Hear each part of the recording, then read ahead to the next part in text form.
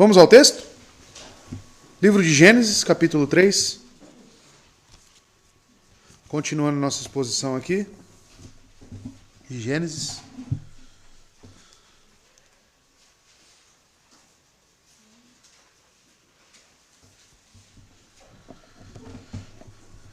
Gênesis 3, capítulo 3, versos 14 e 15. Dois versos, tá? Gênesis 3, 14 e 15. A primeira leitura que eu faço é sempre na King James Fiel e diz o seguinte, amados. E o Senhor Deus disse à serpente: porque tu fizeste isso, tu és amaldiçoada acima de todo gado, acima de todo animal do campo, e sobre o teu ventre tu andarás, e pó comerás todos os dias da tua vida. E verso 15. Eu colocarei inimizade entre ti e a mulher, entre a tua semente e a sua semente, e ela ferirá a tua cabeça, e tu lhe ferirás o calcanhar. Até aqui. Oremos. Eterno Deus, queremos neste momento orar a Ti em nome de Cristo Jesus. Inicialmente agradecendo pelas Sagradas Escrituras, e eu agradeço ao Senhor por tamanho, Deus, benefício, que é ter os olhos da fé para ler este glorioso livro. As palavras de vida eterna estão aqui, Deus, diante de nós.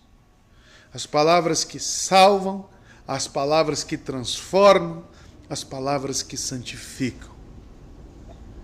Que o Seu Espírito, ó Senhor, venha nos compelir, venha aplicar em nós aquilo que será dito, aquilo que está no Teu livro, Senhor. Que Ele nos comunique, que eu seja um anunciador totalmente, Deus, ser subserviente àquilo que está escrito, e não venha, Deus, de minha vontade nada, mas apenas aquilo que está aqui. Que o Senhor ajude, Deus, a todos os teus a crescerem na fé, e que aqueles ainda que não possuem fé possam recebê-la mediante a pregação das Escrituras.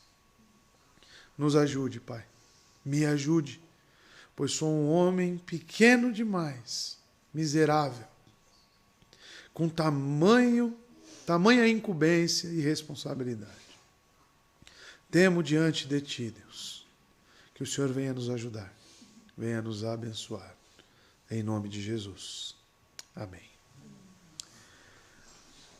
Amados, estamos aqui então continuando a exposição no livro de Gênesis, relembrando que Moisés é o autor deste livro e ele tem o objetivo de nos mostrar o princípio, o bereshit de todas as coisas. O verso 1 de Gênesis, o capítulo 1, verso 1, já é sugestivo em todos os temas que serão abordados aqui. O princípio do relacionamento entre Deus e o homem, o princípio do pecado, o princípio do céu e da terra, o início de tudo.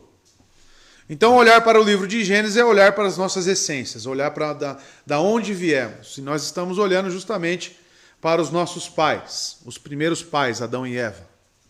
Nós estamos analisando à luz das Escrituras o que realmente aconteceu entre esse diálogo entre a serpente, Satanás, e os nossos pais.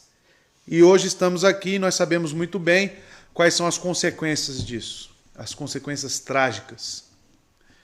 E é justamente sobre essas consequências, justamente sobre os juízos de Deus na queda, o que Ele sentenciou cada uma das partes envolvidas aqui, e é isso que estaremos abordando aqui pausadamente. Então essa é a parte 1. Terão 3 partes, porque existem 3 envolvidos aqui na sentença. A serpente, a mulher e o homem. Tá? Então estaremos analisando hoje a serpente, a sentença dada por Deus à serpente. Tá? Amados, quando eu olho para este relato, e principalmente para as consequências da queda, eu observo que então foi instaurado aqui, mediante essas sentenças, uma guerra espiritual. O pecado não apenas jogou o marido contra a esposa, mas criou uma inimizade medonha entre o diabo e a raça humana. E vale a pena destacar que o mesmo Deus que conversa com Adão e Eva, ele não traz a serpente para um diálogo, mas sim, ele aplica a sua sentença. Mas, amados, veremos aqui hoje o início dessa nossa peleja. O início dessa batalha entre as hostes celestiais e a nossa vida, a nossa carne. Aquilo que nós temos aqui por vivência. A história da humanidade, amados, nós veremos no texto hoje. Em síntese, ela pode ser resumida entre inimizade do homem com a serpente que é o diabo. O diabo se materializou na serpente, utilizou a serpente como um instrumento para enganar Eva.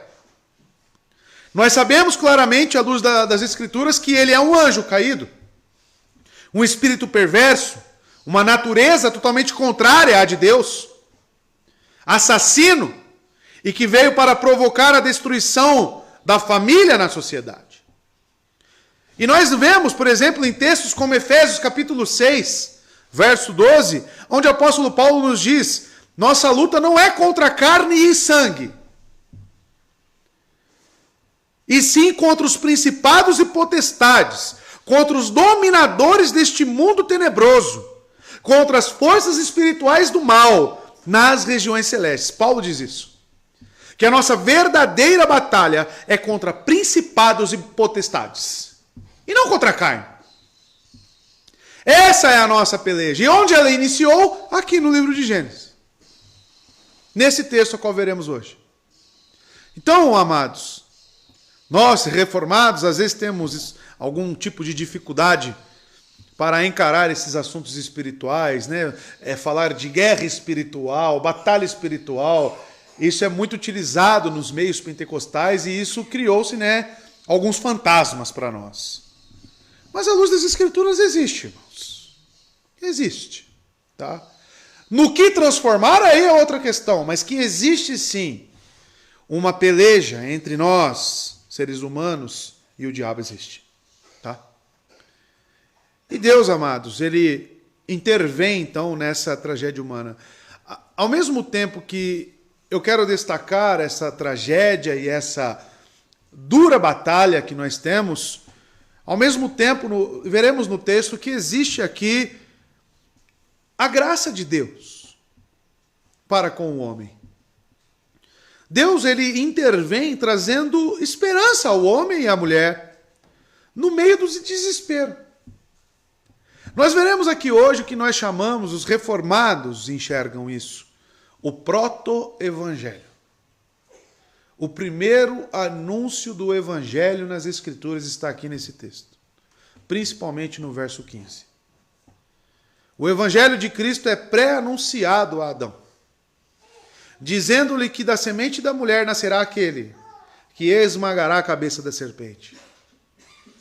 À luz do Novo Testamento, nós sabemos que Jesus é a semente da mulher, nascido de mulher. Paulo diz isso em Gálatas 4, verso 4.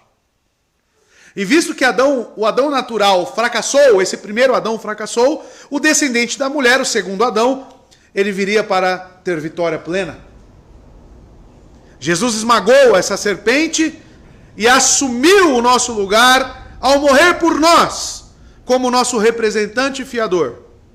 Cristo derrotou o diabo na cruz e expôs os principados e potestades ao desespero. E essa é a nossa vitória.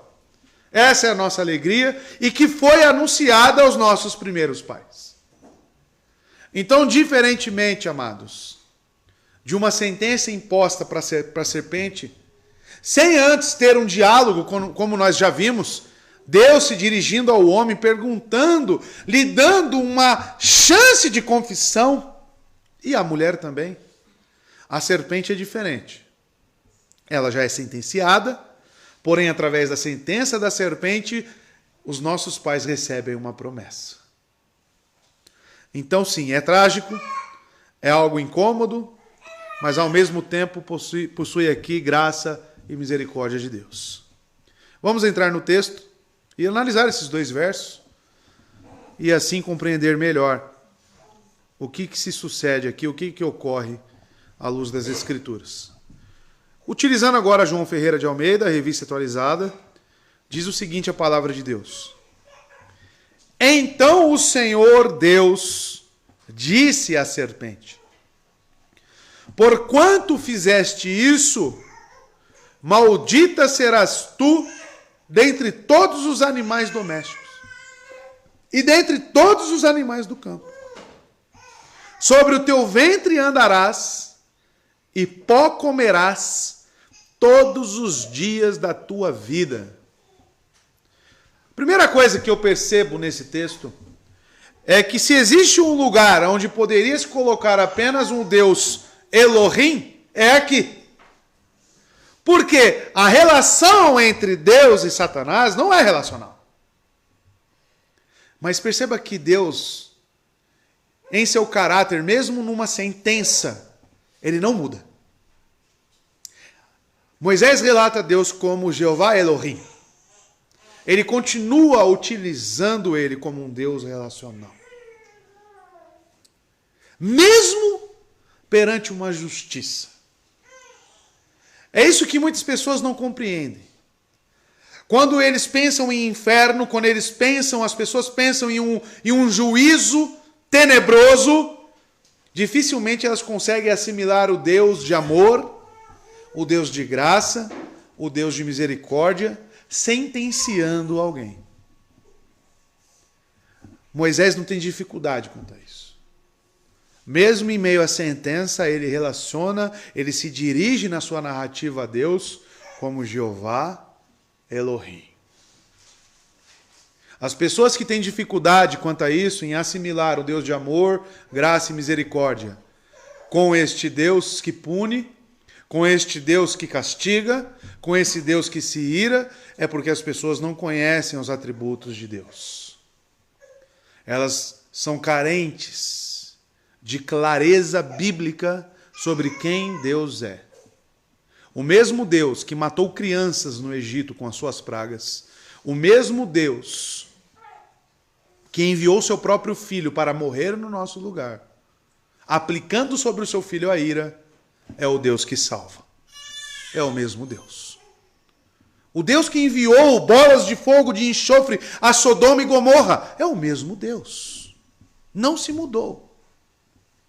Conversando com o Felipe, um rapaz do trabalho dele perguntou: você acredita no inferno, né, Felipe? E o Felipe: claro, claro. Jesus fala mais de inferno do que de céu nos evangelhos.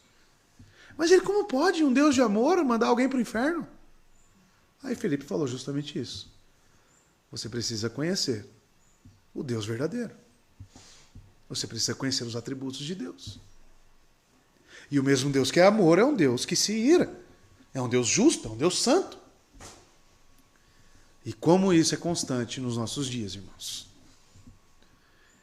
E disse Deus, né? Então o Senhor Deus disse à serpente: porquanto fizeste isto? O juízo de Deus se refere aqui, amados, porque a primeira coisa que pode parecer estranho a um leitor leigo aqui é como que Deus está sentenciando um animal. E como eu expus anteriormente, a serpente ela está sendo um instrumento. Satanás está utilizando algo do meio comum de Eva e Adão. A serpente, os animais, era algo comum ali no Éden, para que assim ele consiga ter abertura num diálogo. Foi o que eu disse ontem àqueles jovens naquela igreja íngere. Satanás utiliza de coisas comuns para poder te enganar. É aqui na igreja que ele vai utilizar meios para poder te enganar, você que está frequentemente na igreja. Meios comuns. Satanás se apresenta no meio de anjos, no livro de Jó. E ali ele dialoga com Deus. Então ele nunca utilizará algo que é incomum a nós, e sim coisas que é do nosso feitio, coisas que está na nossa rotina, no nosso dia a dia. Então, amados, quando Deus se dirige à serpente, Sim, ele estabelecerá algo sobre o animal, mas entenderemos isso. Mas ao mesmo tempo ele está se dirigindo diretamente ao diabo. Então tem um caráter aqui ambíguo. A serpente e o diabo são relacionados na mesma sentença. E vocês percebem que ele não interroga a serpente como fez com o homem e com a mulher. Porque no animal, amados, em si, não existe nenhuma culpa, tá? Algum senso de pecado na cobra, propriamente dita. Mas no diabo já sim. Ele é responsável pelos seus atos. Então, amados, quando vemos Deus dizendo à serpente, por quanto fizeste isso? Isso aqui não é uma pergunta, tá? Porque se você encarar isso como uma pergunta, aí abre-se, né, um pretexto para que, como se Satanás estivesse tendo chance de perdão. Como para o homem ou para o homem. Não, Deus está afirmando, por quanto fizeste isto, acontecerá isso. É uma afirmação da parte de Deus. Aí vocês estão lembrados como ele se dirige ao homem? Primeiramente, o Senhor Deus chamou Adão e lhe disse, onde tu estás? Então ele convocou Adão. No verso 11 ele disse, quem te contou que estava nu? Os irmãos percebem a diferença? O diálogo? Tens tu comido da árvore a qual te ordenei para que não comestes? Por que Deus faz isso? Deus está dando ali, amados, a chance de uma retratação. Ele oferece a chance de resposta, correto? Tanto que Adão responde. A mulher também responde. Mas ao diabo não. Aqui nós já vemos, amados, que a figura de Satanás é uma figura já sentenciada desde o princípio. A derrota de Satanás está dentro dos decretos de Deus. Os poderes dados a Satanás são totalmente limitados pela ação divina e vontade soberana de Deus. Como Calvino diz, né? Satanás é como um cão na coleira e ele avança conforme Deus lhe dá o acesso. Satanás, amados, não deve ser visto como muitas pessoas pensam, que é Deus de um lado, Satanás de outro, e um cabo de guerra, e mesmo em pé de igualdade, os dois puxando para um lado e o puxando para o outro. Não é assim. Se existe uma corda, a corda é de Deus. E se existe alguém que determina para onde que a corda vai ou não, também é o próprio Deus. Satanás é totalmente limitado em suas ações, totalmente já sentenciado, segundo a vontade de Deus. Sim, amado, Satanás não tem chance de arrependimento. Satanás não tem possibilidade de estar no céu, como existem algumas correntes teológicas que acreditam nisso. Sabiam? Vocês sabiam? Que algumas pessoas defendem que Satanás pode se arrepender ainda? Sabiam disso? O texto aqui, esse texto de Gênesis já nos prova que não. Tá? Porque não é chamado para um diálogo. Amados, essa doutrina deve ser aplicada em nosso benefício. Existe uma inversão na ordem das sentenças. A primeira a ser sentenciada é a serpente. Ao contrário da chance de arrependimento, o primeiro a ser responsabilizado, a ser chamado, é o homem. Perceba que agora o primeiro a ser sentenciado é quem? É o diabo. Percebemos que os únicos que foram dados a oportunidade de confissão, sim, foram os homens. E até mesmo, posteriormente, lhes serão dados roupas. Verso 21. Amados, você deve olhar para o texto e pensar, Deus já poderia estabelecer a sentença para o homem? Muitos se perdem aqui, na questão do calvinismo, na questão da eleição e predestinação. Neste ponto aqui, amados, Deus poderia simplesmente ter entregue o homem à destruição. Deus simplesmente não precisaria entregar o proto-evangelho aqui. Muito menos oferecer roupas para Adão e Eva. Como diz no verso 21. Para Adão e também para a sua mulher, o Senhor Deus fez vestes de pele e os vestiu. E para Satanás? Nada. Apenas condenação. Amados, devemos olhar para o texto e pensar, Deus poderia já ter fulminado a raça humana. Ou simplesmente entregue. Mas não. Na sua divina misericórdia, na sua soberana vontade, Ele ainda oferece graça a alguns. Então devemos mudar o prisma a qual olhamos a eleição. Devemos olhar de uma outra perspectiva. Não como os prediletos de Deus, mas sim como todos merecendo o inferno e Deus, na sua infinita graça, retirando alguns dessa condição. Aí tudo muda.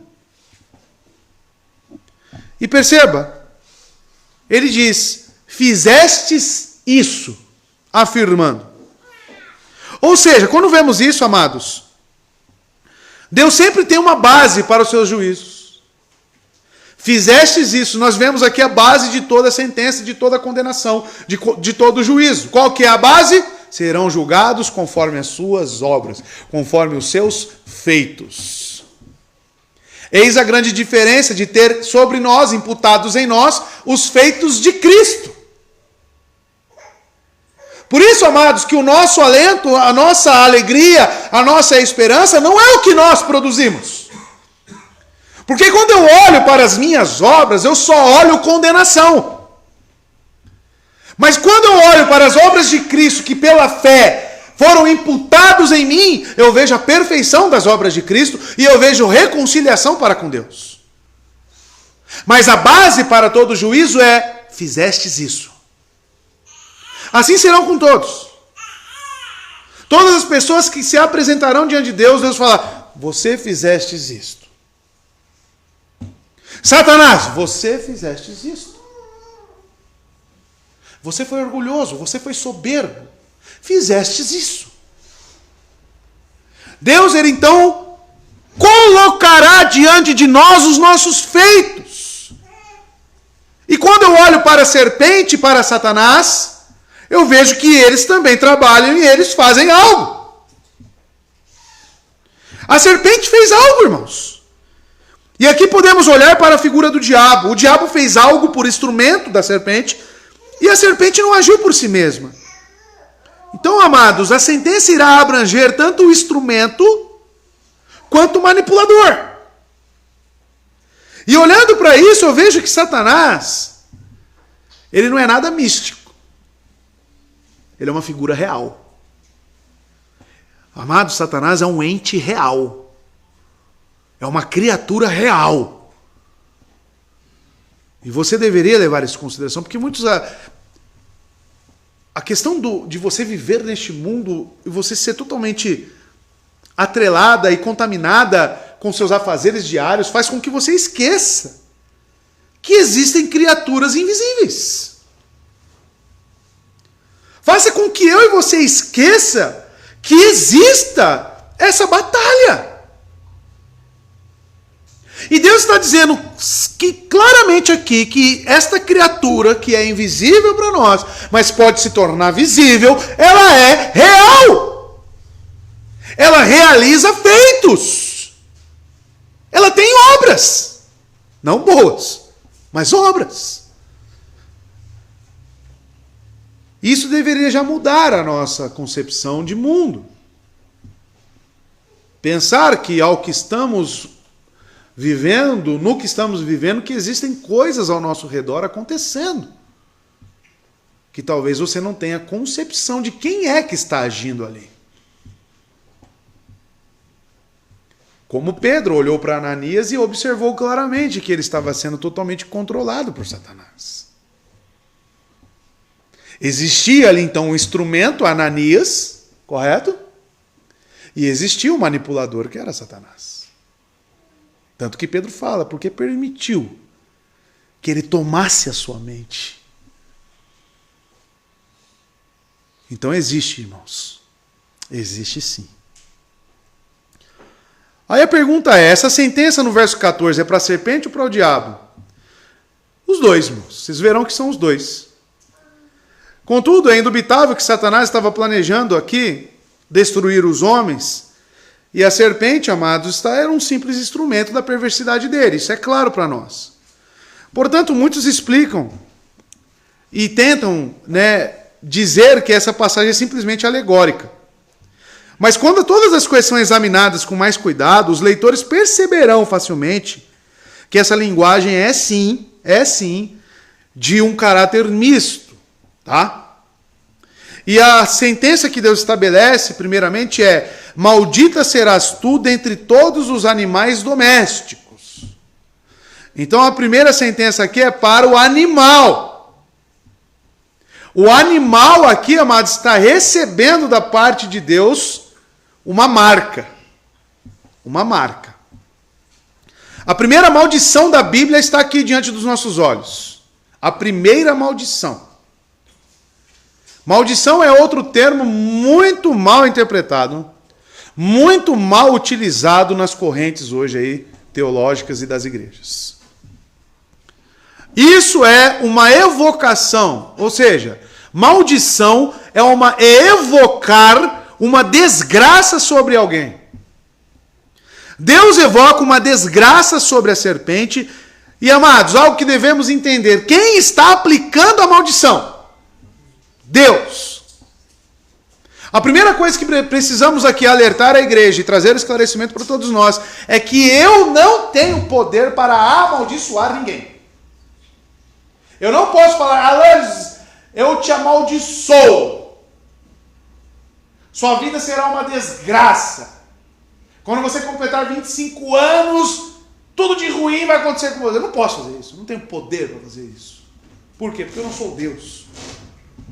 E as pessoas acreditam, inclusive em assuntos como maldição hereditária. Ah, minha mãe, ela foi uma prostituta, então as filhas também serão uma prostituta. E fala que isso é uma maldição hereditária. Isso é heresia, irmãos. Tá? Isso é heresia. Sim, existe sim uma questão de influência do lar, de uma tendência de ser uma cultura que pode te induzir ao erro, mas não necessariamente é uma maldição imposta por Deus. Não. Aí te chamam lá, já devem ter ouvido, né? Regressão, já ouviram falar disso? Regressão? Que você tem que revisitar a sua vida, feitos lá no passado, coisas que você falaram lá no passado, porque aquilo está trazendo maldições para a sua vida. Aí fala para você procurar as pessoas lá do passado, quando você era ímpio, para que você fale com elas e para que sua vida melhore. Isso é heresia. Eis que tudo se fez novo. Correto? Quando a pessoa encontra Cristo, quando a pessoa recebe a fé, eis que tudo se fez novo. As coisas velhas passaram. Acabou. Ele pagou o preço. Eu não tenho que ficar pensando nas coisas velhas que aconteceu. Eu não sou amaldiçoado. Porque Cristo pagou o preço por mim. Mas Deus pode amaldiçoar alguém? Pode. Deus pode dizer maldito és? Pode. Tá? Nós vemos isso, por exemplo, em Números 23, verso 8. Quando Balaque, um rei, tenta comprar os serviços de Balaão, pedindo para que Balaão amaldiçoe a nação judaica. Veja o que o próprio Balaão, falso profeta, olha o que ele diz. Não sei se os irmãos vão conseguir enxergar. Como posso amaldiçoar a quem Deus não amaldiçoou? Como posso pronunciar ameaças contra quem o Senhor não quis ameaçar? Aí tem crente que está passando na rua, vê a macumba e fala: vou atravessar de rua. Por que você está fazendo isso? Ah, não, se eu passar lá, aquilo lá pega em mim. Já viu isso? Crente com medo de maldição. Amados, somente Deus tem o poder de amaldiçoar alguém. Tá? Não é coisas, não é símbolos, não é o pastor, porque tem pastor, eu te amaldiçoo, já viram? Eu te amaldiçoo, e não sei o quê. Pode falar à vontade, pode falar o quanto quiser. E amados, uma coisa que temos que perceber, que a maldição afeta inclusive o animal. Mesmo sabendo que foi um instrumento, Deus não deixa de fora até mesmo os meios utilizados para o mal. Isso já nos traz uma concepção de Deus, porque você na sua humanidade, coitada da serpente, né? O que o animalzinho tem a ver com isso? Deus, ele é tão contrário ao ato pecaminoso, que quando ele aplica a sua sentença, ele precisa purificar tudo o que está envolvido. E sim, isso envolve até os meios utilizados. O pecado ele é tão danoso que ele afeta até as pessoas ao nosso redor. O pecado é tão danoso que até as coisas que estão ao nosso redor, elas são afetadas. Por exemplo, um pai que ele é um imoral, vive na rua, se relacionando com outras mulheres, contrai uma doença, passa para sua esposa amamenta o seu filho e o seu filho contrai a doença. O pecado é como uma peste que traz consequências até mesmo para quem está ao nosso redor. Um pai negligente coloca os seus filhos sob total consequências. E Deus está aqui, sentenciando, estabelecendo maldições em tudo que foi envolvido na queda. E não escapou nem a serpente. Nem a serpente. Aí eu te pergunto, será que Deus é rígido? Será que Deus é sério no que tange a santidade dele? Nós veremos hoje em João 17 à noite que Jesus fala: Pai Santo, guarde-os no teu nome. Olha as palavras de Cristo. Pai Santo, guarde-os, os discípulos, no teu nome. O nome de Deus é santo. Então ele preserva os seus na santidade. É impossível você ser um crente sem que a santidade te acompanhe. É assim que Deus nos preserva. E aqui no texto nós vemos o quão sério ele é, porque o seu nome é santo. E tudo o que aconteceu afetou diretamente. O pecado foi contra Deus. O Éden era de Deus. A criação era de Deus. As ordens eram de Deus. E eles pecaram contra Deus. A maldição de Deus tem um caráter de excomunhão. Percebam.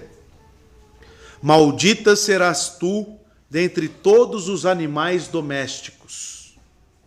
E, uma conjunção de acréscimo, dentre todos os animais do campo.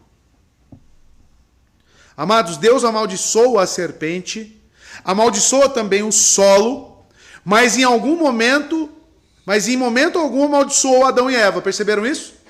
Ele não amaldiçoou Adão e Eva. Ele não disse maldito és, Adão, maldito és, Eva. Ele não disse isso. Mas, amados, o significado mais é saia para a serpente, aqui a maldição é saia de perto de todos os bichos e animais. Ou seja, a serpente é separada do restante dos animais. Ela é exilada. A maldição, amados, tem caráter de excomunhão. Caso alguém pareça absurdo isso, que a punição seja requerida para um animal irracional, a resposta é simples. A saber, uma vez que ela fora criada para o benefício do homem, Não foi para, os animais criados não foram para benefício do homem. Tanto que a nomeação que Adão deu foi de acordo, né, segundo estudos, com o que os animais faziam. Deus nomeou dessa forma. A partir do momento que aquele animal serviu para a desgraça do homem, ele não poderia passar por impune. Ele precisava ter uma marca. Amados, a resposta então é isso. Que ela foi criada, o animal foi criado para o benefício do homem. E nada impróprio havia dela ser amaldiçoada desde o momento em que ela fora empregada para a destruição do homem. É por esse ato de vingança que Deus provaria em qual elevada conta ele tinha a salvação do homem. Do mesmo modo como um pai mantivesse em execração, a espada pela qual seu filho foi morto. Quando eu era criança, amados, vendia, não sei como é que vendiam essas coisas, né? Mas vendia um arco e flecha de brinquedo. E na ponta tinha esses negócios de grudar em vidro, né? Eu não sei, ventosa, né? Só que eu e meu irmão éramos tão maus que arrancamos a ventosa, tá? E ficou aquela ponta. E começamos a atacar um no outro. Meu irmão habilmente acertou o meu olho. Quase que eu perco a visão de um homem. Sabe o que minha mãe fez? Quebrou o arco. Essa porcaria aqui, quebrou e jogou fora.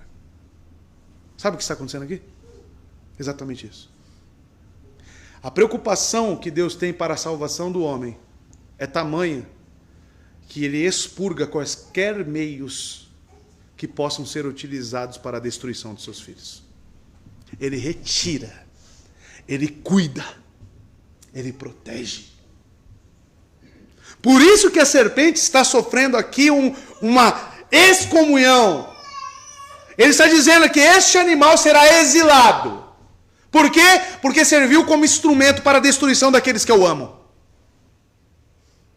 É assim que acontece, inclusive com a sua igreja. Sabiam disso? Vocês sabiam que Deus tem um zelo pela sua igreja? Vocês sabiam que Deus, Ele cuida da sua igreja? E se existe algo que está danificando a sua igreja, o que Deus faz? Mostra. Revela. Para quê? Para tirar.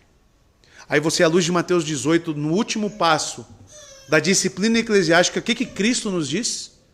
Para tratarmos essas pessoas como pagãos. Também tem um caráter de excomunhão. Retirar do nosso meio. Vocês percebem os princípios aqui já impostos? Do cuidado de Deus, da graça de Deus para com os seus? E, claro, dentre todos os animais do campo. A maldição divina exerce tal força contra a serpente, a ponto de torná-la desprezível e raramente tolerável, levando a uma vida exposta e repleta de terrores constantes. Como é que você olha para uma serpente? Você está andando assim, num sítio, aí você vê uma cobra. O que você faz? Faz carinho na cabeça dela? Não faz. Eu quero distância. Tem gente que gosta, né? É por isso que eu coloquei aqui, raramente tolerável, porque tem uns loucos. Quem mora no rodeio, não sei se vocês viram uma matéria, acho que ano passado, na época de pandemia, um homem apareceu morto, porque ele comprou uma naja, e estava criando uma naja no apartamento. A naja picou ele, e ele morreu. Morreu, no apartamento. Criava no aquário. A serpente, amados, se você analisar, ela tem esse caráter execrável mesmo. Ninguém olha para uma serpente, como eu disse, né? Cheguei outro dia em casa, minha esposa com inseticida e a cobra morta no chão. Eu falei, por que você matou? Porque é uma cobra. Ia picar o Pedrinho, né? O gato. Todo mundo tem medo de serpente. Todo mundo. Ou seja, este animal ele foi estigmatizado por Deus. E isso nos colabora a entender que realmente as Escrituras são reais. Amados, além disso, ela não é apenas odiosa a nós, mas vivendo também separada dos demais animais. Vocês já perceberam na natureza? A cobra anda em bandos? Você já viu um pato andando com uma cobra?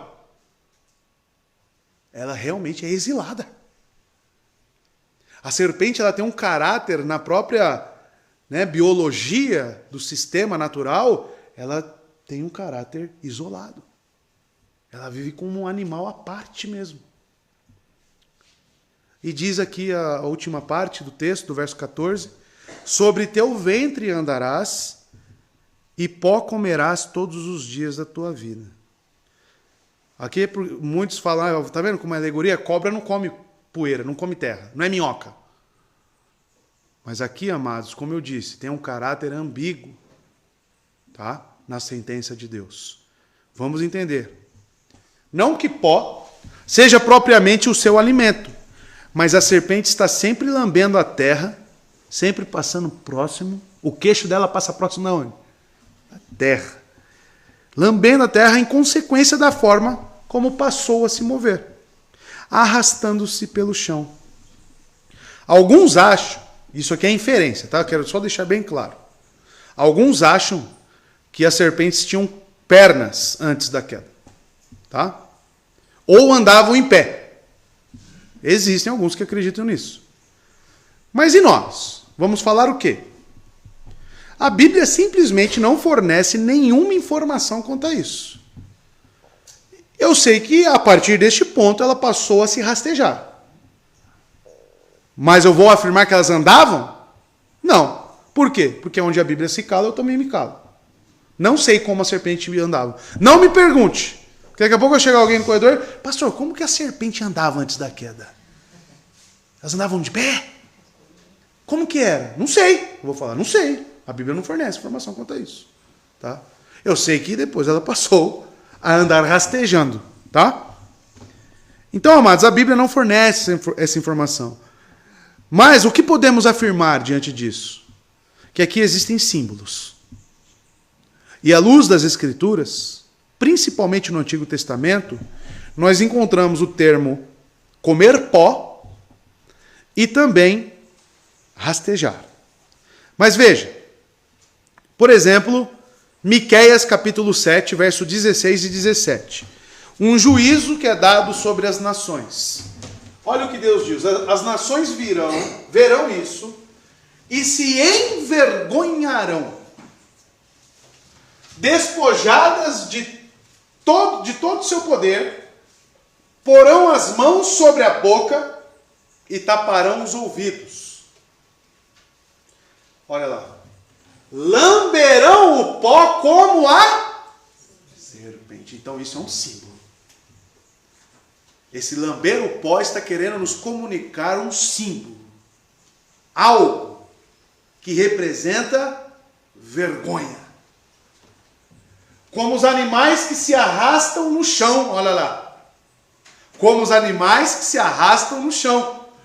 Sairão tremendo das suas fortalezas. Olha o que acontecerá com as nações. Todas pomposas, cheias de si, orgulhosas. No dia do juízo, olha o que acontecerá. Taparão suas bocas. Não terão o que falar. Não quererão ouvir a verdade sobre si mesmas. Serão envergonhadas. Rastejarão como uma serpente. Esse é o destino dos ímpios, irmãos. Sairão tremendo de suas fortalezas, com temor se voltarão para o Senhor, o nosso Deus, e terão medo de ti. Salmo 72, verso 9, derrota dos inimigos, que o salmista registra, incline-se diante dele as tribos do deserto, e os seus inimigos lambam o pó. E ainda por último, Isaías 49, 23. Reis serão os seus padrastos, e suas rainhas serão as suas amas de leite. Eles se inclinarão diante de você, com o rosto em terra, lamberão o pó dos seus pés. Então você saberá que eu sou o Senhor, aqueles que esperam em mim não ficarão decepcionados. Então, lamber o pé é sinônimo do quê? De vergonha, de humilhação. Já ouviram o termo nas Escrituras? E se vestiram com roupas de pano de saco e colocaram a sua boca no pó. O que é? Está se humilhando diante de Deus. A vida da serpente, por rastejar, virou um símbolo do instrumento de Satanás. De que ele é um ser totalmente destinado à vergonha e à humilhação, à derrota. Por isso que essa sentença vem sobre o animal. Deus, nas Escrituras, ele trabalha muito com símbolos, irmãos. Por exemplo, quando Noé sai da arca, ele faz um pacto com Noé. E ele estabelece um símbolo, correto? Qual é o símbolo que estabelece no pacto com Noé? O arco-íris.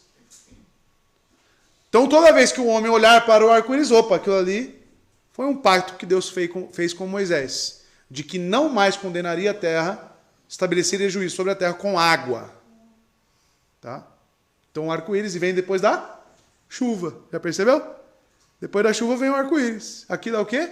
É um sinal da graça e da misericórdia de Deus. A serpente também. Então, toda vez que você vê uma serpente rastejando, você vai pensar o quê? Olha lá. A condenação de Satanás. O símbolo da vergonha e do desprezo está ali, na serpente. Verso 15.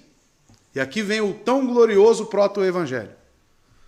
Porém, inimizade entre ti e a mulher, e entre a tua descendência e a sua descendência. Esta te ferirá a cabeça, e tu lhe ferirás o calcanhar. Porém, inimizade entre ti e a mulher. Tá? A palavra inimizade aqui vem do hebraico evá. E evá significa hostilidade, inimizade, ódio. Tá? É um substantivo dado. Então, amados, em consequência da maldição, é uma inimizade ferrenha entre a serpente e o ser humano. Não é a mulher, tá? Porque Eva aqui, ela é colocada como aquela que gerará, aquela que será mãe, aquela que será a primeira, dela virá a vida posterior. Então, quando ele direciona essa inimizade para a Eva, tanto que o complemento é, e entre a tua descendência e a sua descendência. Então, essa inimizade é contra o ser humano. Essa inimizade é caracterizada por duas palavras hebraicas raras. Inimizade de morte. Tá? A inimizade de morte entre a serpente e a mulher, entre os descendentes da mulher e os descendentes da serpente, culmina em uma luta de aniquilação. Aí aqui isso está direcionado ao ente, a criatura Satanás, ou a cobra? Para quem? Satanás. Não tem cobra com espada aí, né? Correndo atrás de você, né? Então nós temos que olhar, tá vendo como tem um caráter ambíguo? Né? Que hora ele se refere à serpente como animal e hora ele se refere à serpente como o próprio diabo. Né? E ele, na primeira parte, Moisés fala, e a serpente que era o diabo. Tá? Então é nesse aspecto ainda. Amados, aqui nós começamos a perceber que essa guerra, ela existe dentro de um parentesco. Eu lembro de, quando eu era adolescente, passava uma novela chamada Rei do Gado. Né? Minha mãe colocava e ficava lá vendo também, aquelas barbaridades lá. Mas eu lembro que existiam as famílias, né? A família do Gurmencino, né? É Gurmencino, não lembro qual era o nome dele, e a família não lembro agora o nome da outra família. Mas elas eram opostas. Aí o filho de um queria casar com a filha do outro. Aí dá uma guerra, os mezengas, né? Aí, os noveleiros não era só eu, não. Tá vendo? E essas famílias eram opostas. É justamente o que está acontecendo aqui. Deus está aqui instituindo dois grupos dentro da humanidade. A descendência da mulher e a descendência de Satanás. Amados, a palavra hebraica aqui para a descendência é zerá, e ela significa semente, ela significa posteridade. E Eva já provou dessa batalha logo nos seus primeiros filhos. Que é quem? Caim e Abel. Caim e Abel. E um mata o outro. Por quê? Por causa disso aqui. Olha as coisas fazendo sentido agora, né? Amados, e já vemos essa marca nos descendentes de Eva. E podemos entender que é instituído dois grupos, duas sementes. E uma delas culminaria em Jesus Cristo, que destrói as obras do diabo e triunfa sobre o reino do inimigo. A expressão descendente da mulher refere-se inequivocadamente a Jesus Cristo, assim como a semente de Abraão. O Filho de Deus, isto é, quem derrota a serpente, é nascido da mulher e não gerado pelo homem. Por que Jesus foi gerado apenas da mulher, concebido pelo Espírito Santo? Isso está no credo dos apóstolos.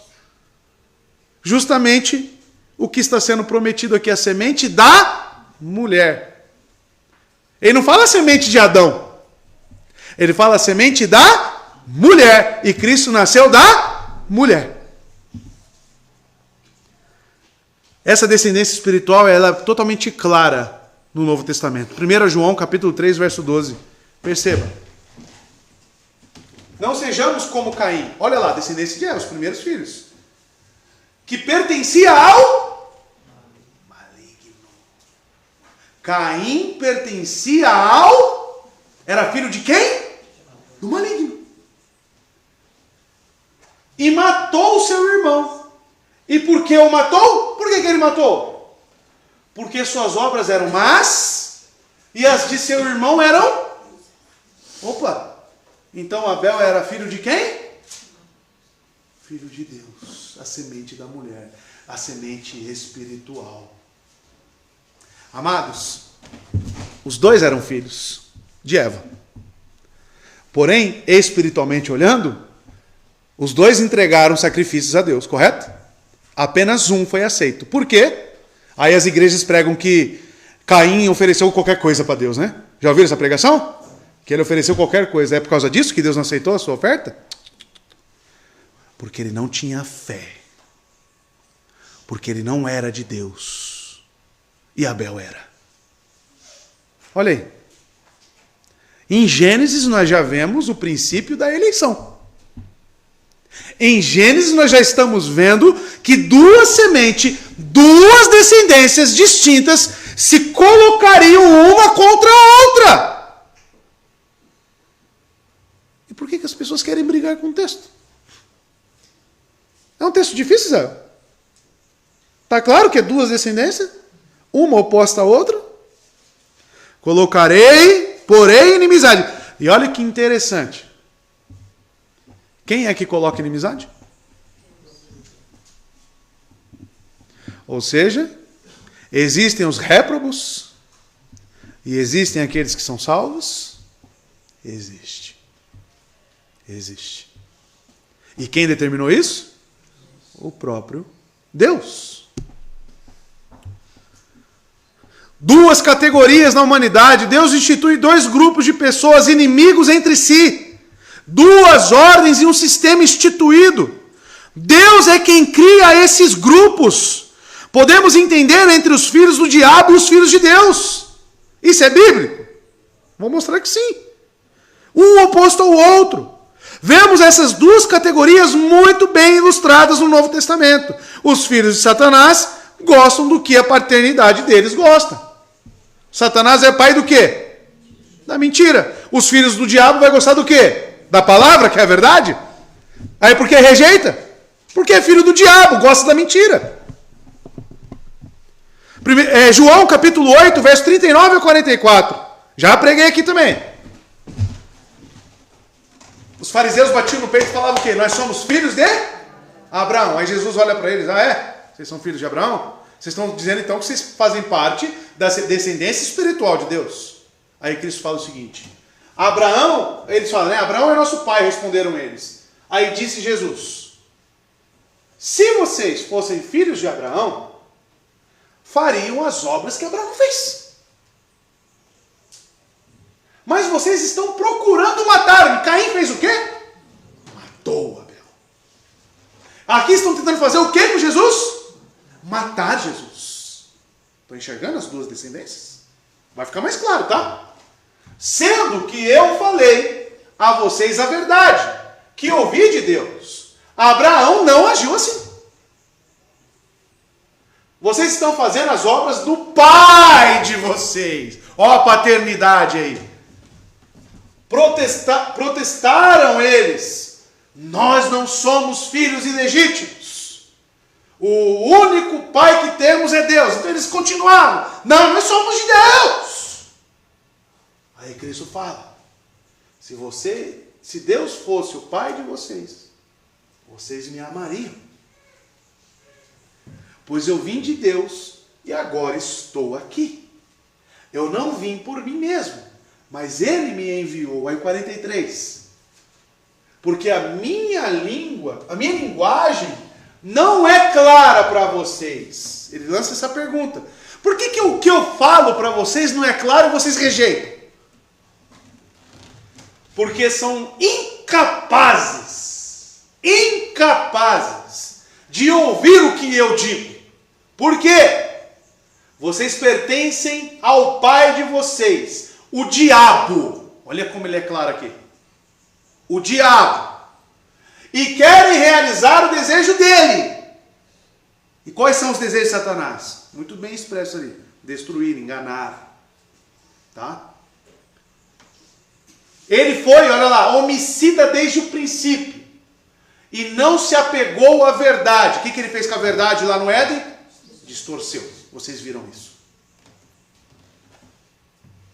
Pois não há verdade nele. Quando mente, fala a sua própria língua. Olha por que eles não entendem a linguagem de Cristo. Pois é mentiroso e o pai da mentira. E quem é filho do diabo gosta do quê? Da mentira. Gosta do engano. Gosta do homicídio. Gosta da destruição. Por quê? Por causa do seu pai. Então, amados, a pergunta que é lançada: dá para distinguir uma descendência da outra? Dá, principalmente como João completa isso em 1 João 3, versos 7 a 10. João continua falando sobre isso. João gosta de distinguir, hein?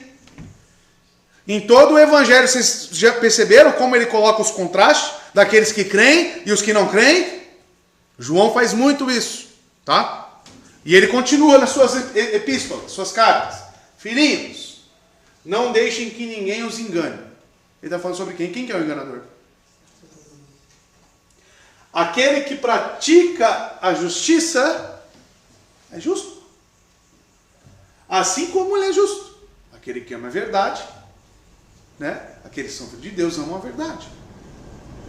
Aquele que pratica o pecado, ou seja, a prática constante do pecado, a iniquidade na vida da pessoa, é do diabo. É do diabo. Porque o diabo vem pecando desde o princípio. Para isso o Filho de Deus se manifestou, para destruir as obras, justamente o que está sendo prometido aqui. Quem são os filhos de Deus, então? Aqueles que não pecam. Aqueles que não vivem na prática do pecado. Tá? Aqueles que se arrependem dos seus atos de transgressão. Esses são os filhos de Deus. E os do diabo? Estão na lama. Estão se envolvendo na lama. E estão contentes com a lama. Continuam na prática. Então dá para distinguir? João distingue. João mostra quem é quem. Todo mundo é filho de Deus, como pregam por aí, então? Todo mundo é filho de Deus.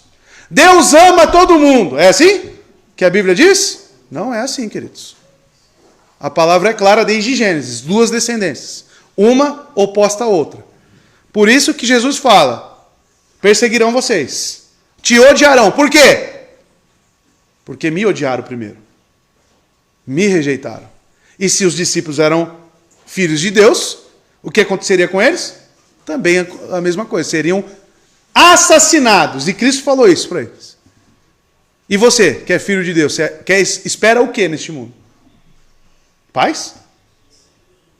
Saiba que existe aí uma legião, um exército de paternidade contrária à nossa natureza. Aí você quer viver como? Vai ter guerra, irmão. Vai ter guerra.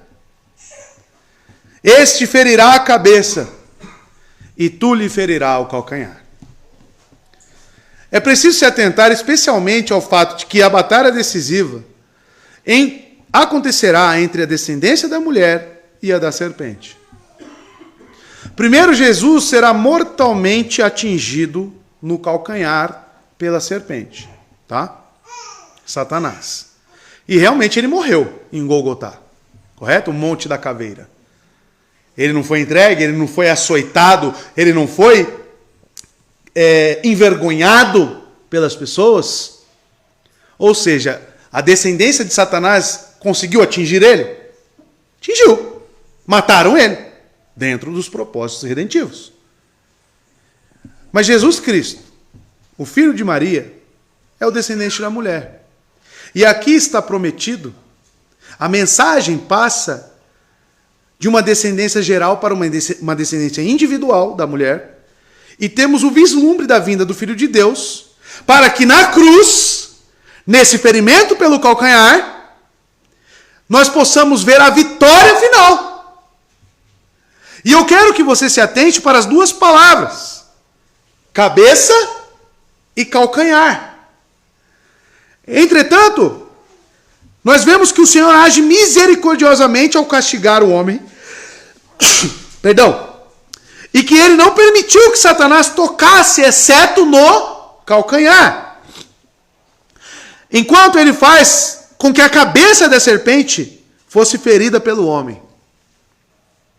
Pois nós temos cabeça e calcanhar, e há uma distinção aqui, quando ele aplica essas duas palavras, entre superior e inferior.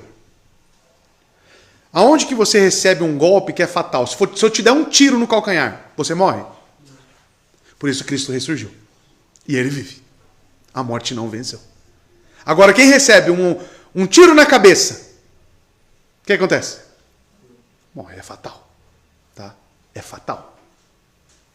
Então, aqui nós temos um vislumbre de quem é o vencedor e de quem é o derrotado. Mas atingiu a Cristo? Atingiu. Mas esse atingir não foi suficiente para vencê-lo. É inferior ao golpe que ele deu naquela cruz a Satanás. Isso nós vemos em Colossenses capítulo 2, verso 15. A vitória na cruz. E tendo despojado os poderes e as autoridades, fez deles um espetáculo público, triunfando sobre eles na cruz.